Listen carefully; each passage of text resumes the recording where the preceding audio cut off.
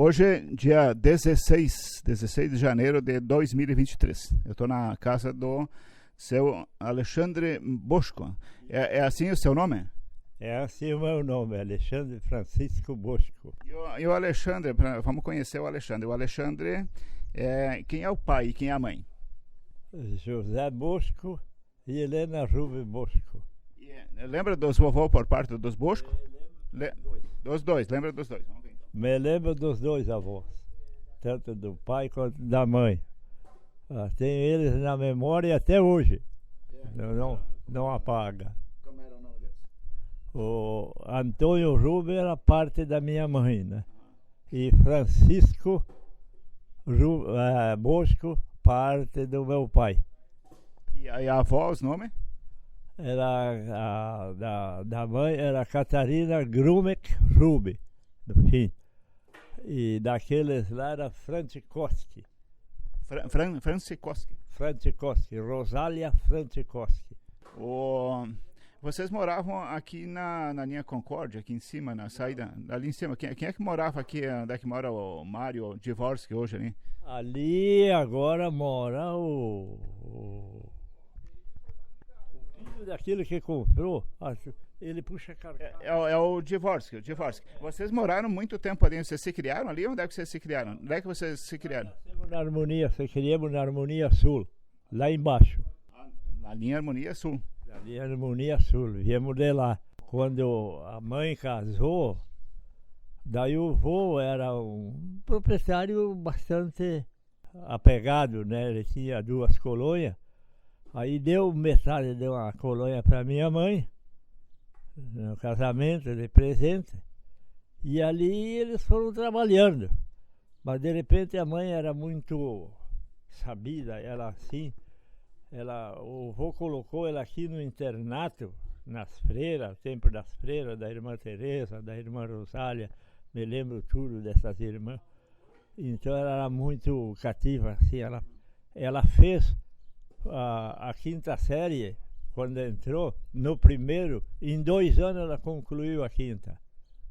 Em 2 anos concluiu a 5ª? Concluiu, de tão educada até, sabida, né? Eles vieram do interior, então já se mudaram aqui, onde é que eles moraram até? Sim, se mudaram, eles não venderam lá embaixo ainda. Compraram uma casa de madeira aqui, onde mora a viúva do Boleslau Chawansky. Aí nós íamos morar aqui. E aí que foi adquirido essa terra aqui. Onde é que é o Mário Dvorsky que hoje mora? Isso. Ali nós trabalhamos nessa terra 22 anos, com 25 hectares aqui. Aí foi comprado mais 12,5 no fundo pelo... Onde é que para a estrada de ferro? É por ali. Por aí, né? E aí vocês venderam lá e vieram e compraram na cidade? Como é que foi? A recém que o pai vendeu, lá não vendeu, porque a mãe não era de vender. Aquilo deixou para um irmão dela. Daí o irmão dela se comprometeu a pagar uma pequena parcela para a velha aqui, né? Mas o irmão dela não durou, não se adaptou chegou e disse para a mãe, eu vou aprender um ofício, eu não sou de terra. Ele tocava muito bem o violino e tinha um trademark estrangeiro, mas coisa muito... Não era o Stradivarius que ele tinha um? Era uma coisa, o Leonardo Rubin, né? Ele sabia destrinchar esse violino. Não era Stradivarius o dele, eu conheci. Era? Não, o segundo que ele tinha, não. Aquele, ele empenhou em Porto Alegre, aqueles. E lograram ele, né? O Stradivarius era muito caro. Daí, quando é que vocês vieram aqui para a cidade, então? Em que ano? Não, vocês vieram aqui para a cidade, vocês venderam ali e compraram aqui na cidade. Porque botaram um moinho, vocês tinham um moinho, não tinha? Ah, sim. O moinho demorou um pouco. Porque aí já nós tínhamos essa terra aqui, trabalhava na colônia aqui, mas a mãe era muito esperta, ela pegava esses conhecidos aí, como se diz, pessoal pobre aí, o velho Pedro Rintão, então esse pessoal, diaristas, e botava lá e trabalhavam, né? Faziam o plantio, eles faziam a limpeza, né? E daí o meu pai resolveu a fazer construção ali, reformas de casa. Ele era construtor, então? Ele sabia fazer tudo, fazia tudo, torneado, tinha torno No pedal? no pedal, fazia camas, fazia mesas, fazia de tudo, móveis. Então, é o José Bosco, teu pai, que fazia isso. Aí ele fazia aquilo, tá? Mas chegado aqui, então quando foi comprado aquilo lá, a mãe, falando com a finada da Icócia, ela tinha um moinho de milho e descascador de arroz. Ela disse: comadre Helena, diz, você tem 2 terrenos lá, pega esse meu moinho de milho, compra, coloca lá, você vai ir bem, você vai se dar bem. E de fato ela comprou. Aí nós mudamos esse moinho de milho, era uma casa pequena, um galpãozinho. Foi mudado o descascador de arroz e moinho. E aí começou a vir gente, porque na época não tinha aqui no lugar. Então formava filas de carroça. Aqui no moinho? Aqui no moinho, trazendo milho para farinha e descascador de arroz, para limpar o arroz, né? E aí ela foi faturando. Não tinha já o do Zapaoski nessa época? Tinha, mas era lado do rio já, porque desse lado a enchente levou. E daí houve aquele sinistro depois, que queimou aquele moinho dele. Do Zapaoski. Aí ela funcionou, mas logo também ela se desfez, vendeu. Até, se não me engano... Bom, mas daí vocês continuaram com o moinho aqui na cidade. Aí nós nem ia no moinho, ia lá só para afiar as pedras para ela virar e bater a pedra, né? Nós sempre, o pai começou a pegar as construções, casa de madeira, armação de madeira, e nós vinha de lá do interior. Eu vinha de a pé, meu pai a cavalo, meu irmão a cavalo. E aí nós fazíamos as construções, tudo para... Quem é que eram teus irmãos? O Eugênio e o Tadeu. Eugênio e Tadeu, daí tinha mais uma irmã, né? Vinha era o Eugênio, o mais novo ficava lá fora. Era muito novo ainda. Então ali a gente foi indo. Essas construções ali que faziam, já começou a vir de alvenaria. Daí o pai pegava as armações, o único que sabia fazer armação dupla, como esse moinho, como essa construção do Cheletsky. Do salão do Cheletsky ali em cima? O salão do Cheletsky. Hoje o Lopes tem. Isso, que o Lopes tem. Isso tudo armações de cavalete que sustentavam um telhado enorme de grande espichado, né? Sem brandear, né? Isso, o velho tinha essa capacidade. E nós fazia isso, então. Aí foi indo. De repente, eles adquiriram bem, financeiramente estavam bem. E aí, 2 juntas de boi lá, trilhadeira, automotriz, engenho. Aí começamos a fazer doce lá fora. Fazia rapadura, o pai fez a forma, fazia schmear de tudo que é tipo schmear de batata doce, schmear de laranja, schmear de nata, enfim. Olha, era a fila lá que ia lá buscar, então, ali perto, né? Mas meus pais sempre morando aqui na cidade, na casa de madeira que nós tínhamos. Depois, aqui nessa esquina que era do Boleslau, que é do Boleslau, da viúva do Boleslau hoje. Isso. Mas no fim, quando foi que eles tiveram já o dinheiro amontoado, comecemos a fazer essa construção grande ali que está aí na esquina do Welfare aí. Sim. Ali foi feita essa casa, foi comprado 2 terrenos, 20 por 50 do finado José Kolankiewicz, inclusive um estava pago, o outro estava todo ele na comissão de terra em Santa Rosa para pagar. Então a gente deu aqui 600 cruzeiros de indenização para ele, como se diz. Ele uma desistência, né? E daí foi pago lá na comissão esse outro terreno, lá em Santa Rosa. Daí que surgiu a ideia do moinho e botar lá porque tinha espaço, botamos no terreno de baixo. E aí foi indo. O moinho então alavancou bastante mesmo. Que o pessoal iam indo daqui lá para o estanque, para o Biretama.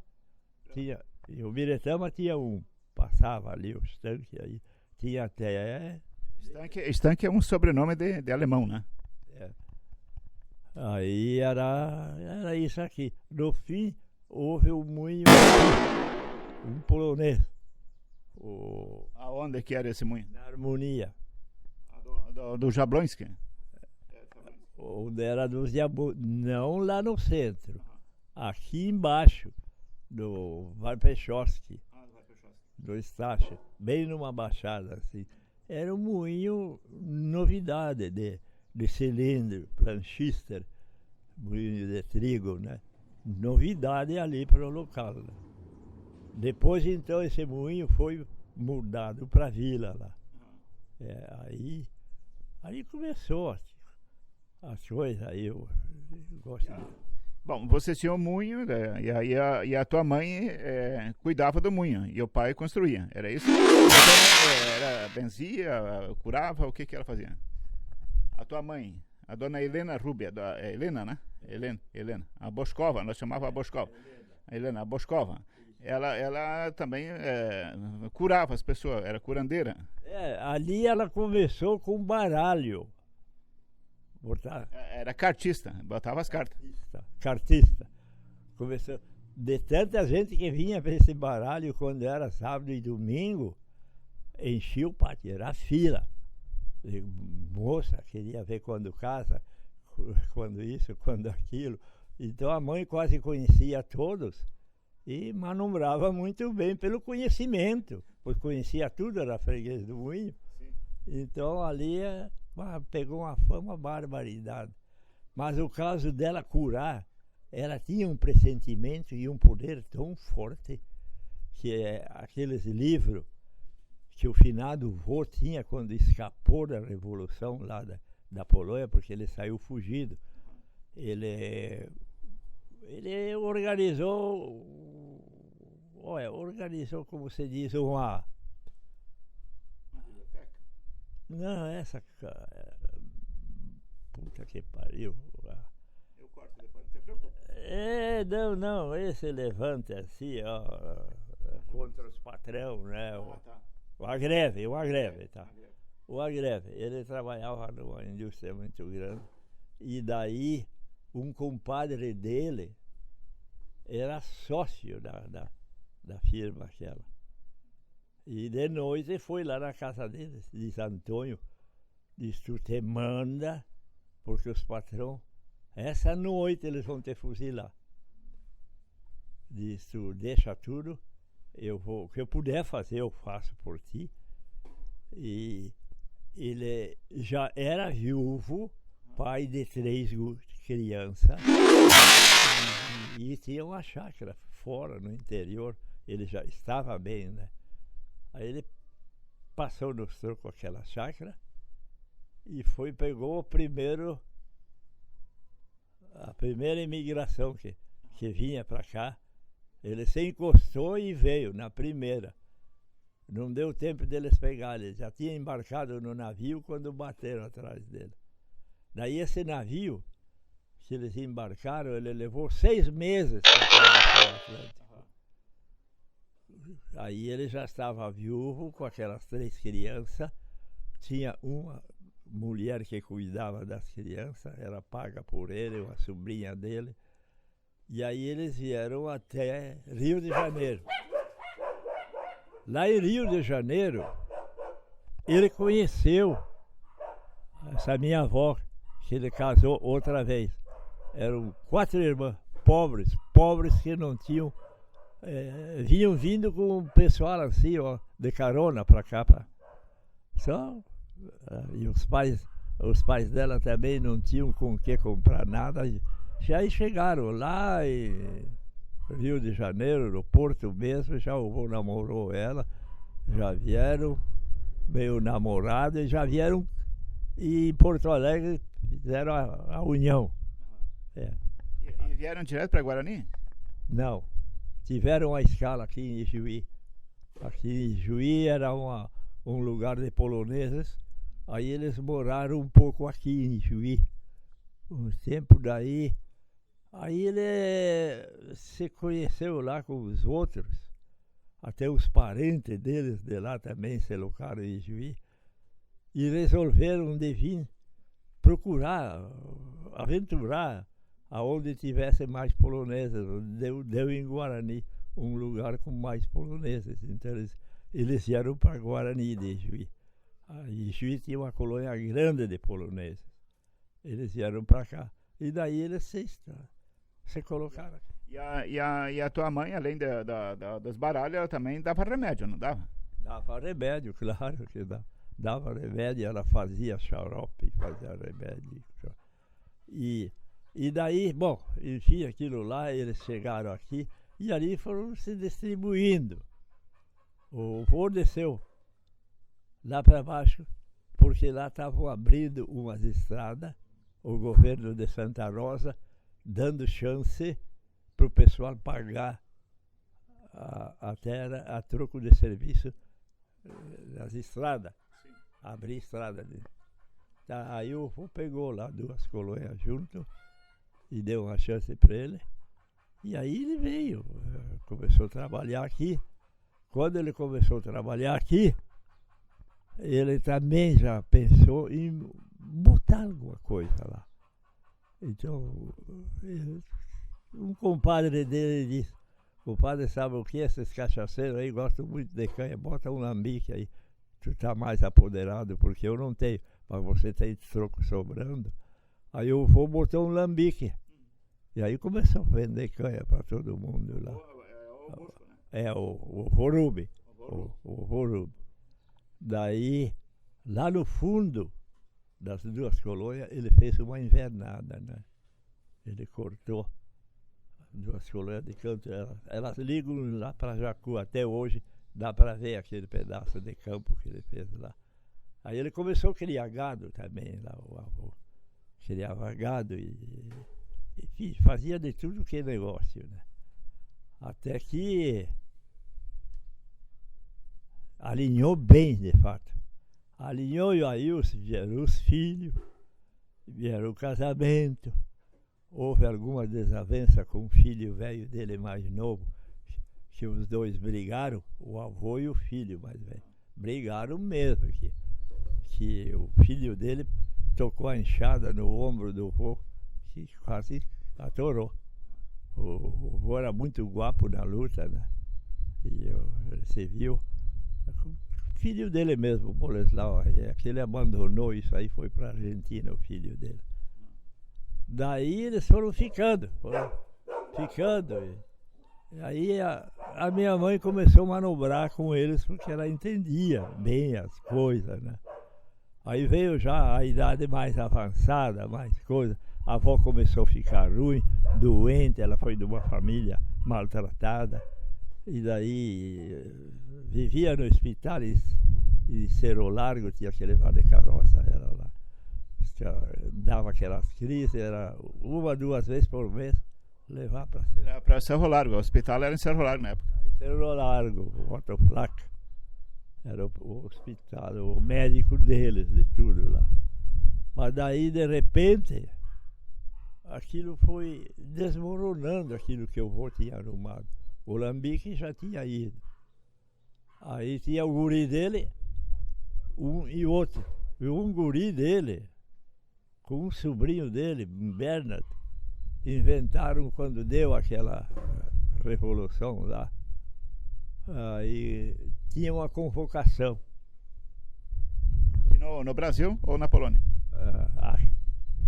Foram chamados brasileiros. No Brasil, tá. Eles foram chamados de... Aí eles foram, assim como se diz, voluntários. Foram voluntários, foram convocados e foram até Itália para ajudar os pracinha brasileiros a brigar com os alemães, com Hitler. Hitler, eu acho que era. Sim, foi naquela vez. Isso aí. Tá, daí eles foram, esse Stefano Bernard e o tio Clemente, foram voluntários. Quando chegaram lá, logo os alemães abriram o bico, perderam a guerra. Perderam a guerra lá. Sim, foi uma perda da guerra. Daí vieram de volta, vieram com dinheiro. E o tio Clemente ficou em Rio de Janeiro, começou a estudar. Tipo a mãe, era apegado, né? Era inteligente, começou a estudar. E aí já tirou terceiro, já tirou sargento, tirou subtenente, tirou tenente. Quando foi comandante, foi transferido para Passo Fundo. De Passo Fundo transferido ele para Santo Ângelo aqui. Já em Santo Ângelo era comandante do exército daí, não do batalhão, do próprio exército aí. E aí foram se colocando. Que bom. Alexandre, você tinha quantos irmãos? Qual era o nome deles? Os teus irmãos? Os meus irmãos? Só 2. E como era o nome deles? Um, Eugênio João Bosco, e outro Tadeu. Todos eram carpinteiros, e mais uma irmã, né? Sim, os dois peguei a profissão do pai. Ninguém sabia se desgrudar, pegar outra coisa, ou fazer outra coisa, a não ser aquilo que a gente aprendeu com o pai. Né? Então os 3 viraram carpinteiro. E tem mais a irmã, então a Joana? A minha irmã casou logo com o filho do Persson. O filho do Persson trabalhava junto com meu pai. Namorou a minha irmã e logo se casaram. Então o Carlos Edwino Persson trabalhou primeiro com teu pai. Aprendeu com ele junto com vocês. Sim, junto com nós.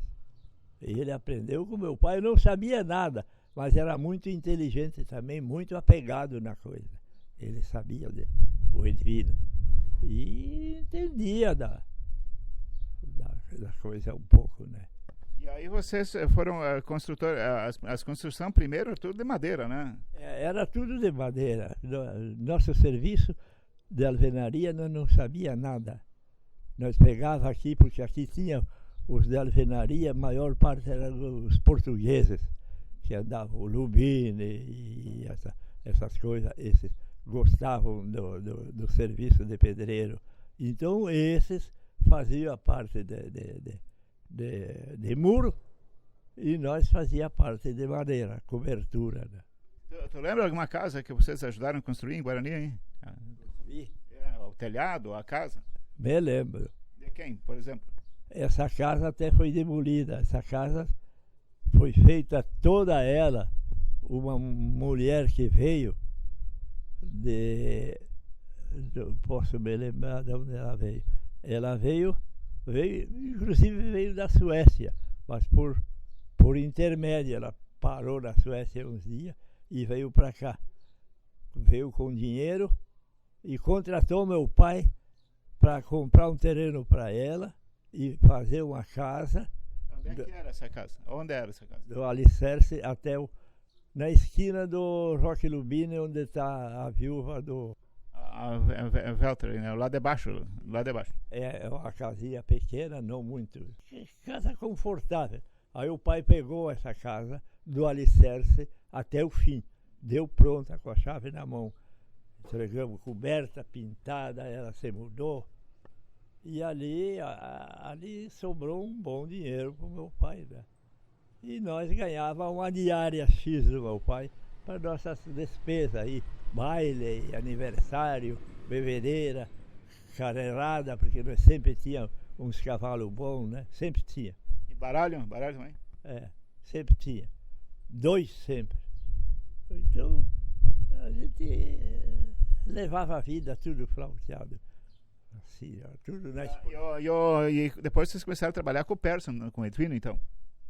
Começaram a trabalhar com o Edvino Persson depois. Ah, sim, depois nós começamos a trabalhar com o Edvino, porque ninguém de nós já firmou o pé assim para poder pegar uma empreitada. A gente era bem desorganizado, não tinha compromisso. Se hoje trabalhava, tinha dinheiro, daqui a pouco vinha um amigo, vamos a Santo Antônio, com uma fula, nós ia, largava o serviço e ia. Então, não tinha compromisso. Então, deu no que deu. E o Edvino Persson não, ele assumiu. Quando ele pegou aquilo por conta, o serviço, ele assumiu.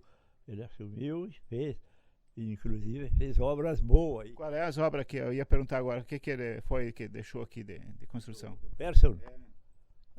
A primeira que eu assisti do começo até o fim, o ginásio ali. O ginásio de esportes, o João Pchinski hoje então foi... E o colégio junto, do lado também. Aquela outra parte, a construção da frente, né? Isso, parte da frente ali.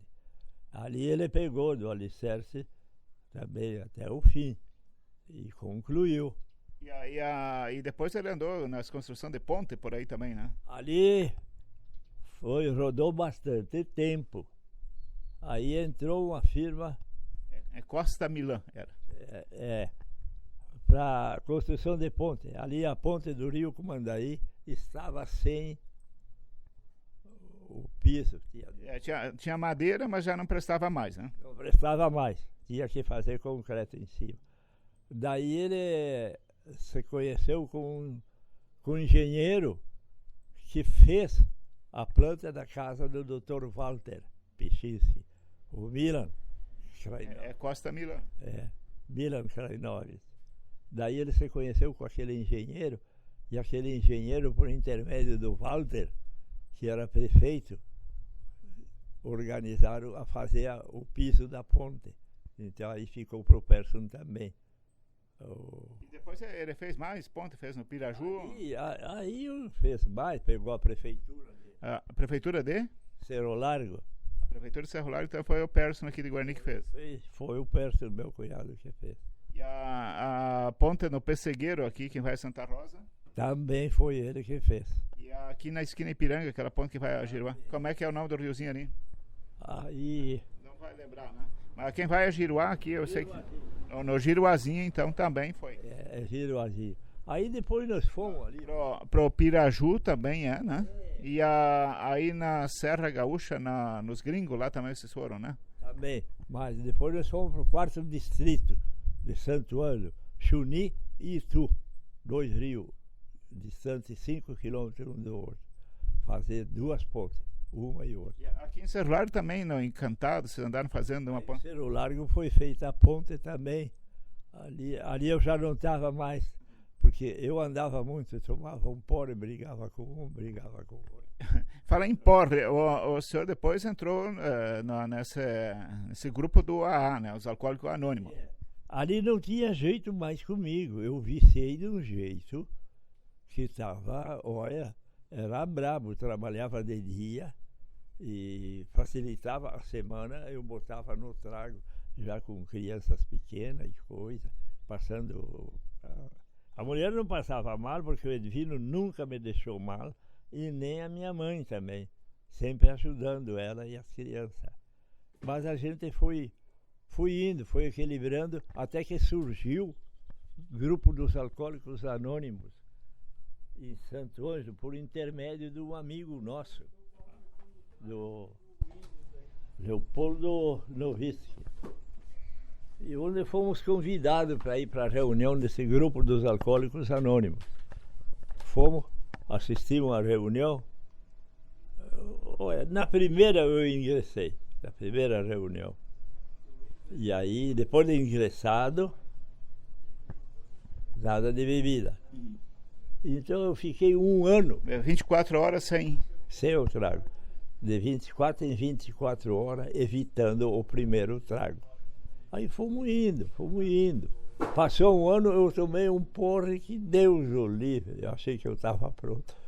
Voltou tudo para estaca zero. Até que eles, o compadre Mariano Stankowski e o Leopoldo Novitzky insistiram, voltei e parei de vez. Parei de vez mesmo. Né? Tinha quantos anos daí? Aí eu já tinha 42 anos. E hoje está com? 88. E se tivesse continuado a beber? Ah, não estava aí. Não estava aí. Eu bebia demais. É que eu não cheguei a perder por completo, como diz o outro carretel, porque a linha foi, o carretel ficou. Mas é que no fim a gente se obrigava, porque um pouco pensava na família também, né? E os pais sempre do meu lado me ajudando, e o meu cunhado também me ajudando, o Persson, o Edvino. Era muito bom, ele me gostava demais e eu gostava dele. Então a gente se apegou, deu uma família apegada entre nós, assim. E assim a mãe sempre me escorando os fiascos que eu dava. Se a polícia me prendia, a velha tirava e... a polícia me prendia por bandalheira, por esculhambação, não por ladrão. Nunca fui. Montar cavalo, entrar num boliche numa porta e sair noutra.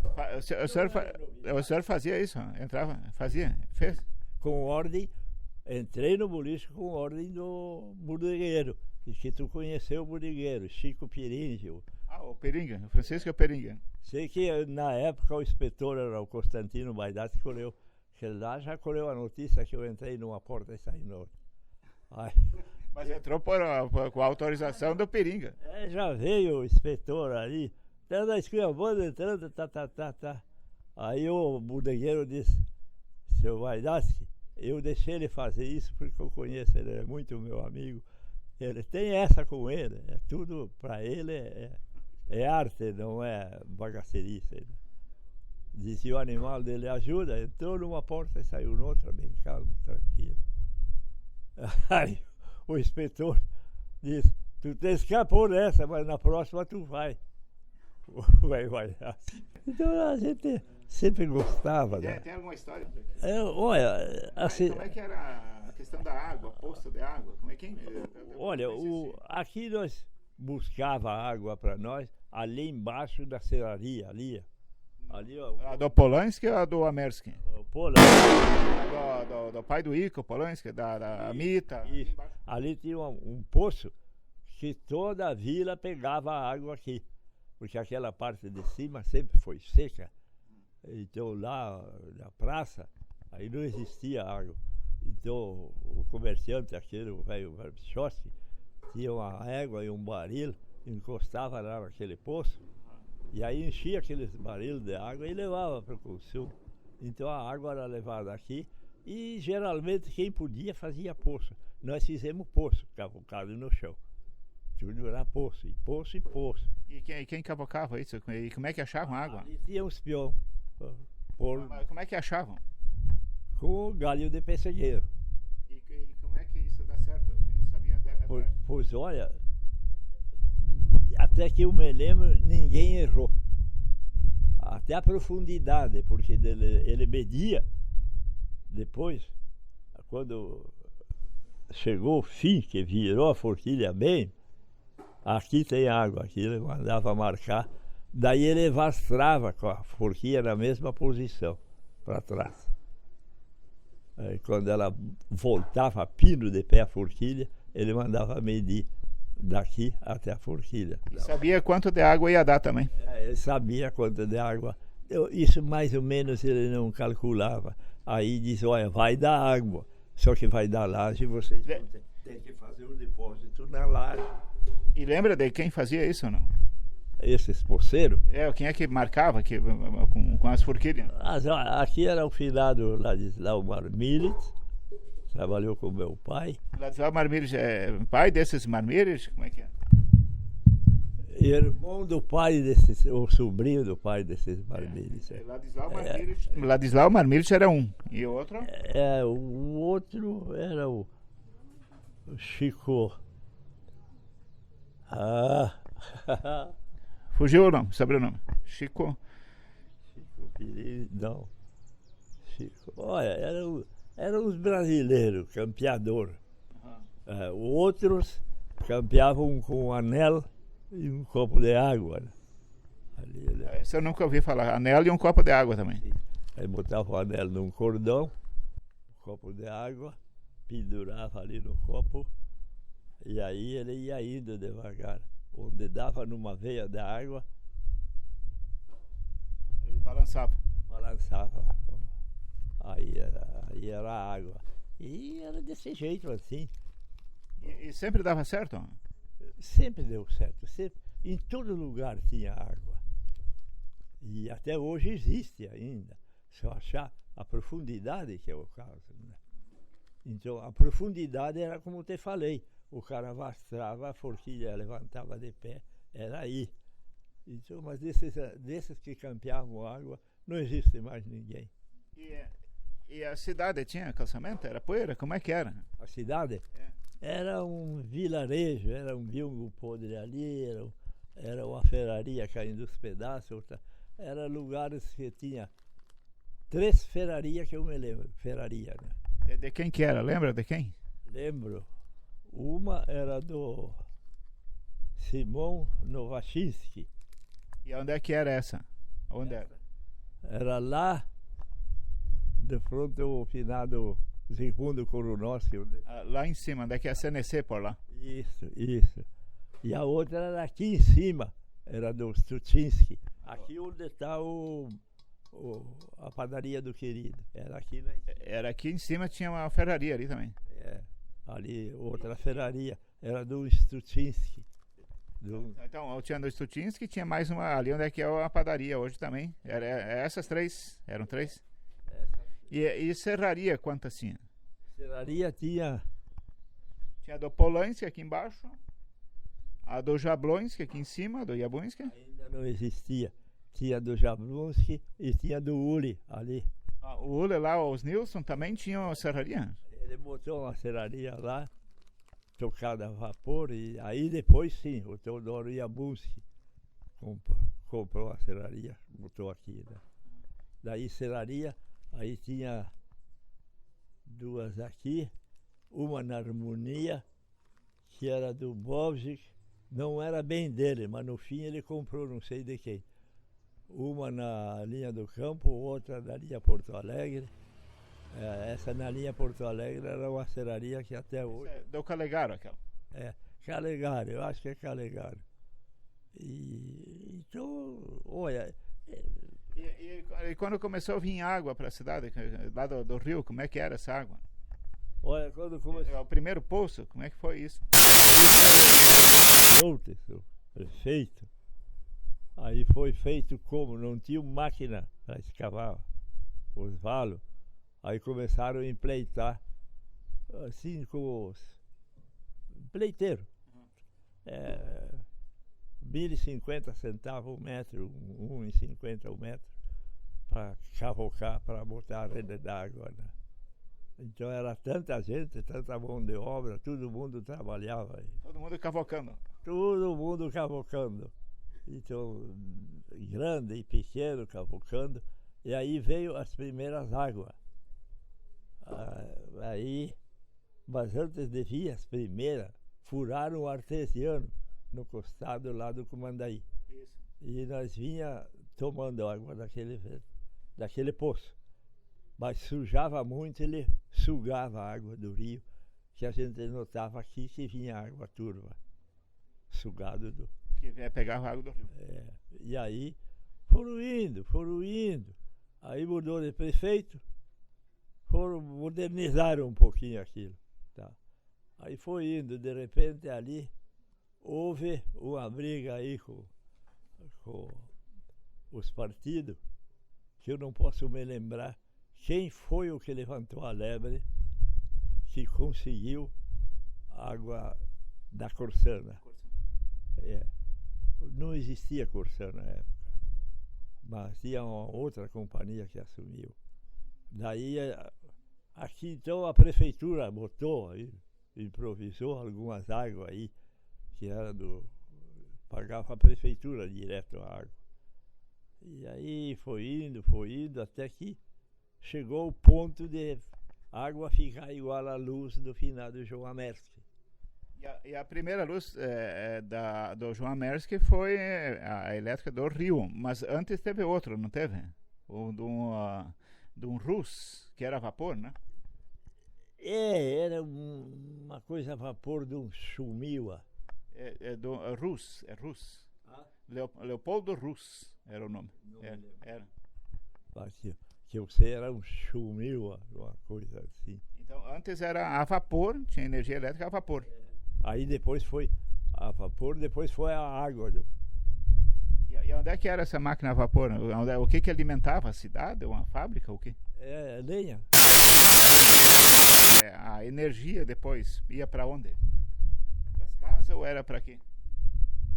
Não lembro. A energia ia para o consumo deles e o restante só para essa finalidade, né? Porque eles tinham um moinho de trigo, descascador de arroz, moinho de milho, essa mesma companhia que botou aquilo, né? Então, ali a sobra, o excedente era para esses. E a Mercy, quando botou aquilo, aí o finado João encampou aqui. João? A Mercy. Fazer a rede de luz, ele comprava os postes, puxava os fios e trazia luz para a vizinhança, né? Tu tinha que falar com ele. E o João Américo morava onde? Tudo na costa do Cumandaí, onde está o Jovelli agora. Lá morava o Américo, tudo aquilo era aquela água que vem de lá, aquela barragem, aquela cascata. A cascata, tudo lá. Aquilo era o foco do brique ali. E depois, mais para baixo, não tinha outra depois? Uma outra hidráulica? Não. Ali, depois, bem mais para baixo, botou o finado Teodoro Jabunski, botou a serraria dele lá embaixo. Ah, vai, então era antes de botar aqui, botou lá também a pedra, abriram o enorme e porque lá a serraria também era tocada. Depois o Varpol também botou, né? O Varpol conseguiu botar mais para baixo, bem mais para baixo. Mas para ter que encurtar o assunto, finalizar com minha mãe, então a mãe tratou de tudo nós. Casemos todos, ela comprou para todos uma casa, foi feito tudo, porque nós não ganhava assim fundo de garantia deles, mas sempre trabalhamos para eles. Quando nós era criança, eles não tinham nada, enriqueceram depois de nós grandes. Enriqueceram e botaram tudo fora, num passe de mágica, né? Porque daí foi vendido tudo, aquelas terras, engenho e 2 juntas de boi, cavalo, carroça, foi investido numa investidora que desapareceu. Desapareceu toda a fortuna deles aqui também. Então a gente se frustrou, mas ela sempre dava um jeito de alinhar. Ela sabia organizar para fazer um dinheiro. Não tinha uma mulher mais esperta que ela. E agora eu vou fazer uma pergunta para encerrar, quando estamos encerrando já a nossa conversa. Você que viveu, está com 80 e quantos anos? 80 e quantos anos o senhor disse? Ela? Não, o senhor. Eu? 88. 88 anos. O senhor viveu um Guarani lá já desde os primórdios. Diz que as casas, claro que o senhor já pegou as casas mais velhas, já estavam caindo os pedaços, como o senhor falou lá. E o Guarani de antes e o de hoje. Hoje é bom ou é ruim? Como é que o senhor vê? Não, hoje está ótimo. E antes assim, a gente não podia notar, porque guri, criança, não sabia calcular o tamanho mas que agora está um céu aberto, tem tudo. Nós precisávamos sair correndo daqui para arrumar alguma coisa. Para ir num dentista, tinha que brochar os batungos e perder um dia, ia ser o largo. E, olha, era tudo assim, não tinha. Então, nós fazíamos frete para ir para um dentista, para ali a Porto Alegre, que tinha um dentista. Quem era o dentista na linha Porto Alegre? Você lembra o nome? Não lembro. Não tem problema. É que eu estou fazendo sobre saúde, uma matéria, hein? Bom, sei lá quem era. Sei que chegava essa Irene do Terrazas, Minkowski. As 2 irmãs do Dr. João, a Eugênia e a Irene, vinham aí na mãe, diz: a senhora empresta os cavalos para nós que nós vamos para ali a Porto Alegre, para o dentista. Empresta os cavalos para nós que o Alexandre leva nós a Cerro Largo. Eles sempre me criavam, pagavam e eu levava. Diz para o dentista. Então era tudo em torno de pagamento, claro. E aqui o comerciante, que era meio destacado no fim, que eu já me criei, quando cheguei aqui eu tinha 12 anos. Então já o finado Boleslau Polanski já tinha uma loja, tinha um armazém de madeira, e ali deu aquela crise dele, eu tive até no enterro dele, me lembro quando o guri. Ele morreu infartado, eu sei lá. E o Edgar Anderson também tinha um depósito de madeira? O Edgar Anderson era muito meu amigo. Daí ele tinha um depósitozinho lá, botou um depósitozinho de madeira. E começou a andar e progredir. E cada vez mais forte, mais forte. Mas ele tinha de início um soque de erva junto. Ali ele tinha. É naquela esquina que é a casa do Bertilo hoje, né? Isso. Tá, mas daí ele, no fim, ele largou o negócio da erva pro genro dele. Pro Imar. Isso, pro Imar. E ele se destacou com a madeira. Aí ele começou a comprar pinho, vinho de Santa Catarina, pinho para ele, de 5,5 metros, tábuas beneficiadas, madeira quadrada, e começou a lidar em grande. Ele sempre tinha um tino bom também de negócio, e muito amigo dos amigos, fazia amizade fácil, gostava de trabalhar. E daí a gente foi se conhecendo com ele, né? Gostava muito do baralho, nós jogávamos 66. Eu era guri, mas acompanhava eles, faltava companheiro, eu estava no bolo, né? Então aí, e depois cheguei a conhecer o velho Fermino. Aí eu me criava com ele, porque ele tinha a fábrica de rapadura e ele tinha uma véia lá que desfolhava cana para ele com o filho. E aí eu passei um dia lá, ele me chamou, disse: "Você é bastante esperto, me ajuda, lá eu te pago 50 centavos, fecho também para tu desfolhar a cana." E eles plantavam no outro lado dos trilhos, aqui para cima, né? Era aqui para cima, pro outro lado dos trilhos aqui, né? A cana dele? Sim, mas era por aqui assim, pela Baixada, do outro lado. Não existia aí. Não tinha a estrada de ferro? A estrada de ferro, a descer veio. Tá. Aí feita a estrada de ferro, foi feito o desvio para ele e ele continuou fazendo os doces dele, né? Só as canas ficaram pro lado de lá. Daí eu comecei a desfolhar a cana. Então, enquanto aquela velha Ana com o filho fazia 15 fechos, 20, 25, 28 fechos por dia, ele dizia: "Mas como isso?" dizia o finado Firmino. "Qual é a tua?" Mas eu chegava, cortava um monte de cana assim, ó, e botava tudo no monte. Ia lá por trás, puxava bem a de baixo. Ela saía quase limpa na ponta, e nós tínhamos vacas, cavalo, então essas pontas eu pedia ele me dava as pontas, né? Sempre trabalhou. Você lembra da maior seca que deu? Quando foi? Eu chego a me lembrar, essa seca, mas... Agora nós estamos numa seca de novo, né? Mas sempre teve, né? Não, mas teve uma seca aqui que igual essa, teve uma seca pior do que essa. Não, quando terminou a Segunda Guerra Mundial, segundo o Dionísio Amersky. 46, 43, 44, 45. É, uma coisa assim. Que secou até as taquara da beira do rio. Secou na beira do rio. Porque depois veio a onda do Cafanhoto. Aí sim, aí que arrasou com nós. O senhor chegou a ver?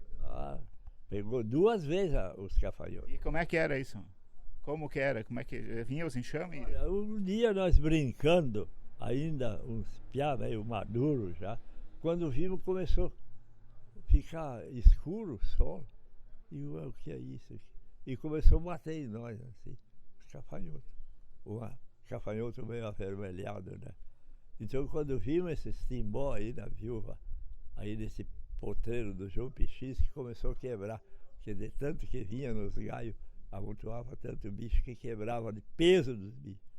Ali também foi um fracasso para o distrito, porque daí tinha que vir de São Luís, aí era aquela correria com o subprefeito aqui, e a vigilância sanitária era improvisada, assim, ó. E aí começava a vir aquelas máquinas costal, botado carbureto, sei lá o que era, um produto que queimava. Aí saía a queimar por gafanhoto e coisa depois. O senhor chegou a pegar essa época que a Comissão de Terra foi para Santa Rosa? Pegou aquela época que a Comissão de Terra foi para Santa Rosa? Não, essa não, né? Não, a comissão, sim, me lembro bem, porque nós tínhamos aqui, fomos com o finado pai lá, para organizar. Mas foi bem depois que o senhor nasceu que... Depois, isso já estava tudo mais ou menos já desenhado, né? E o bairro Santa Teresa ali era o quê? O que tinha? Tinha casa lá ou não? Não tinha nada, era mato, capão, não tinha nada. Não tinha uma casa, não tinha nada. E o bairro Pinheiro aqui? Também não. O que tinha lá no bairro Santa Teresa? Barba de bode, o que mais? Unha de gato? Unha de gato. Unha de gato. E aqui era mato, e unha de gato aqui, onde está o doutor João, com aquela casa que foi feita, era um barranco, unha de gatal. Ali é o doutor Ari hoje? É, onde o doutor Ari está agora. É por unha de gato e barranco, né? E do outro lado de lá, tinha uma velha garbilha que tinha tipo uma padaria, uma casinha de madeira. Ela fazia os pãozinhos dela, muito gostoso, né? E o que mais era na época era o marceneiro e o ferreiro, porque eram as primeiras coisas, carroça. Então, isso aqui que funcionava mesmo. E construção de casinhas. Tá bom, encerramos a nossa conversa por aqui. Eu posso usar no rádio, eu sempre pego a autorização da pessoa. Posso usar o que nós conversamos aqui no rádio? Pode.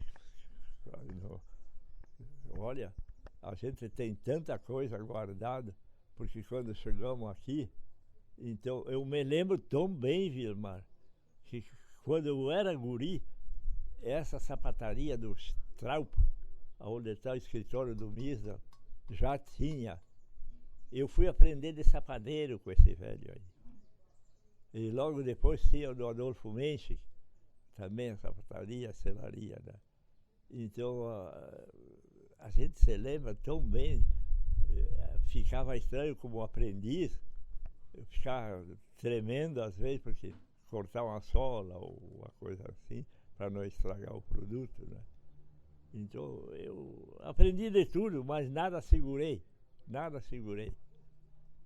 Tá bom. Muito obrigado, então. Valeu. Valeu.